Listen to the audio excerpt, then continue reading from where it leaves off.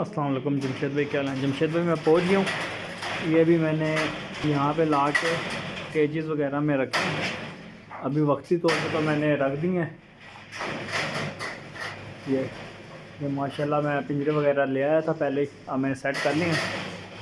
अभी मैंने माल जो है इसमें डाला है। बस इंशाल्लाह अभी तो काफ़ी टाइम हो गया, तो सुबह थोड़ी और सेटिंग करूँगा, फिर आपको इंशाल्लाह एक और वीडियो में पूरे फार्म के बना के अपडेट भी दे दूँगा। ये एक छोटा सा मेरा सेटअप है।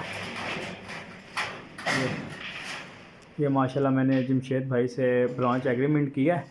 अल्हम्दुलिल्लाह मैं पहले भी इनका एग्रीमेंट का मेंबर हूँ, और ये मेरे पहले की कुछ ब्रीड है जिनमें ये हैं, ये वाले बच्चे हैं, एक ये फीमेल है, एक फ़ीमेल वो बैठी है। ये भी मैं मेल जो लिए हैं उनके साथ मैंने छोड़ी हैं ताकि ये भी क्रॉस हो जाएं। ये एक छोटा सा सेटअप।